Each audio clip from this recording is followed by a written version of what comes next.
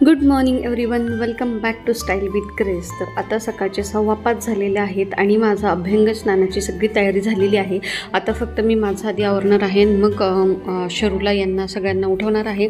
तर मागच्या वर्षी राघव 3 ते 4 आठवड्याचाच होता आणि यावर्षी त्याचं पहिलंच अभ्यंग स्नान असणार आहे, त्यामुळे विशेष अशी थोडीफार तयारी मी केलेली आहे। तर इथे ना बाकीचं सगळं मी काढून घेतल्यानंतर म्हटलं आधी स्वतःच आवरून घेऊया आणि मग बाकीच्यांना उठवावं। तर आता आधी मी स्वतःच आवरते, मग तुम्हाला भेटते। शेलू दीदी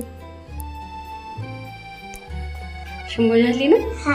आता राघवला घालायची ना? ओके चलो अभी। आज दिवाळीचा पहिला दिवस म्हणून म्हटलं आज साडीच वेअर करू, तर मी ही खणाची साडी घातलेली आहे आणि शरूला देखील असा छानसा ड्रेस घातलाय।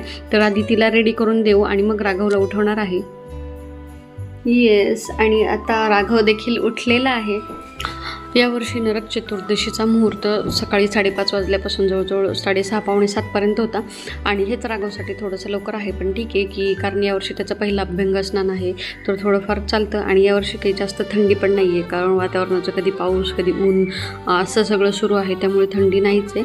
तर आता आंघोळ करण्याच्या आधी त्याला तेल लावायचं, त्यानंतर उठणं वगैरे लावून चांगली मालिश करायची आणि मग त्याला आंघोळीला न्यायचं। या चतुर्दशीला नरक चतुर्दशी का म्हणतात, तर या दिवशी श्रीकृष्णांनी नरकासुराचा वध केला होता आणि त्याच्या ताब्यामध्ये असणाऱ्या जवळजवळ 16,108 स्त्रियांना त्यांनी सोडवलं होतं। आणि ज्यावेळी त्यांनी त्यांचा वध केला तर त्यांच्या अंगाला जे रक्त वगैरे लागलं होतं तर ते त्यांनी तेलाने आंघोळ करून साफ केलं होतं, म्हणून या दिवशी अंगाला तेल वगैरे लावून आंघोळ केली जाते।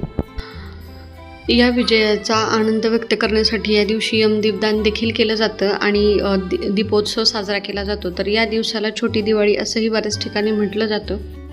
तसेच या दिवशी अभ्यंग स्नान झाल्यानंतर नरकामध्ये यमाला दिवा दान करायची पद्धत आहे, म्हणजे बाथरूममध्येच एका बाजूला कणकेचा दिवा दान दिला जातो।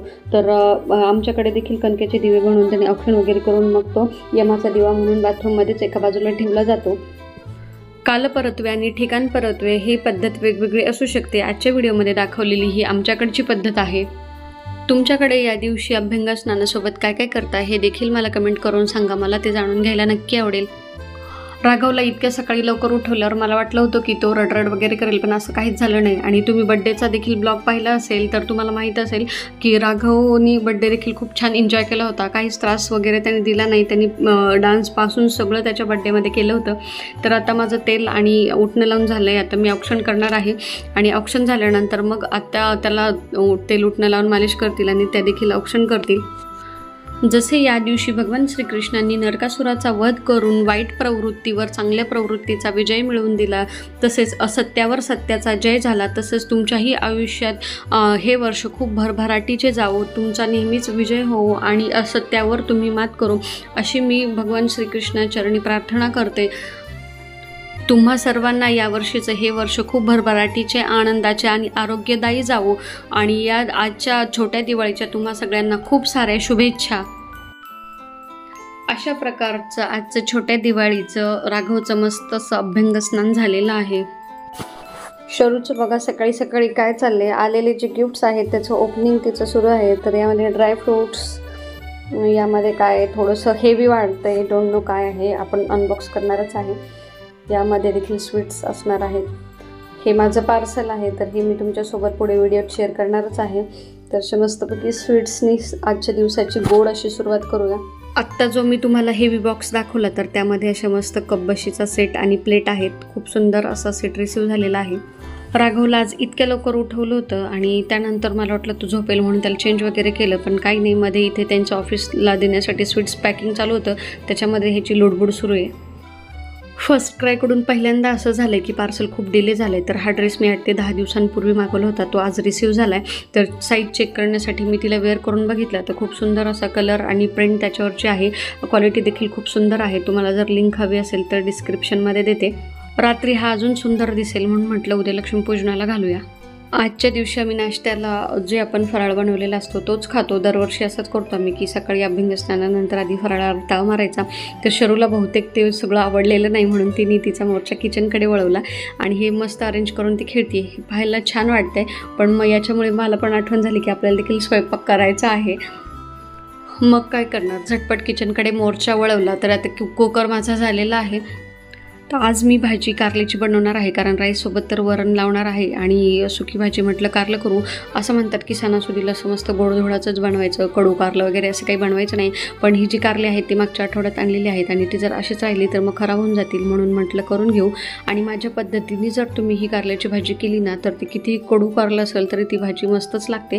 तुम्ही देखील म्हणाल की ही कारल्याची भाजी वाटतच नाही, तर ते जे वाटण मी तुम्हाला दाखवलं ते बारीक करून मी यामध्ये मस्त असं भरून घेतलं.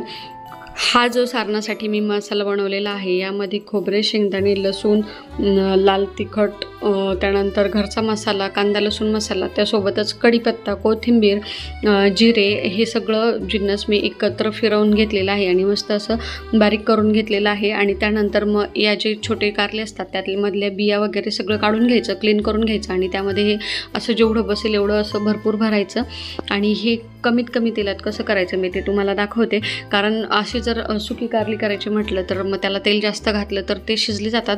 पण यासोबतच कमी तेलात देखील तुम्ही हे करू शकता. तर त्यासाठी व्हिडिओ तुम्ही पुढे पाहत राहा, म्हणजे तुमच्या लक्षात येईल की मी किती कमी तेलामध्ये हे कारलं बनवलेलं आहे. सगळी कारले आपली भरून झालेली आहेत. तर ही भाजी बनवण्यासाठी मी कढई तापायला ठेवलेली आहे. कढईत असं तेल स्प्रेड करून घ्यायचं, जेणेकरून आहे ना कढई आतून ग्रीस होते आणि ती कारली आपण अशी पसरवून ठेवणार आहोत तर ते त्याला खालून तेल लागलं जातं. तर तेल तापल्यानंतर यामध्ये मी जिरे मोहरी घातलेली आहे. ती छान तडतडली की सगळे जे भरलेली कारले आहेत ते असे मस्त ठेवून घ्यायचे आणि परत एकदा जर तेल कमी वाटलं तर थोडंसं कढईने सोडून घ्यायचं, म्हणजे ते छान आत खालून फ्राय होतात. आणि चवीनुसार मीठ घालायचं, कारण मसाल्यामध्ये देखील मी बारीक करताना मीठ घातलेलं आहे. ही भाजी आपल्याला लो ते मीडियम फ्लेमवरच शिजवायची आहे, त्यापेक्षा मोठा गॅस करायचा नाही. आणि यावर झाकण ठेवून त्यावर पाणी ठेवायचं आणि मस्त मंद गॅसवर शिजू द्यायची.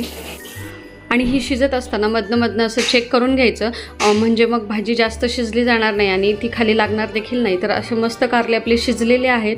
तर ही भाजी एकदा तुम्ही अशी ट्राय केली नसेल आत्तापर्यंत तर नक्की एकदा करून पहा, तुम्हाला देखील खूप आवडेल.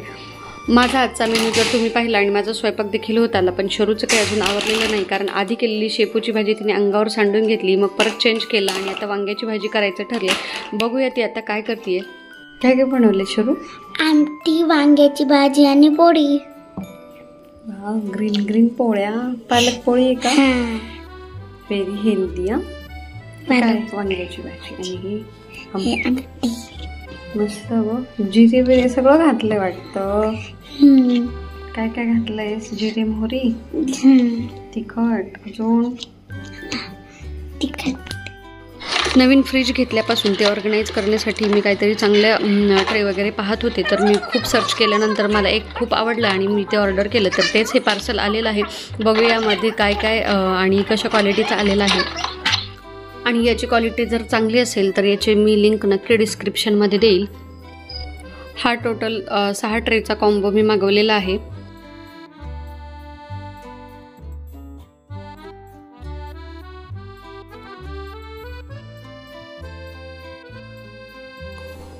याची प्लास्टिक क्वालिटी तर खूप चांगली वाटत आहे, कारण असं सॉफ्ट असं प्लास्टिक मटेरियल आहे. हे जर हार्ड असेल तर हे पडलं तरी लगेच क्रॅक जातात त्याला, पण हे खूप सॉफ्ट आहे जेणेकरून पडलं तरी लगेच तुटणार नाही.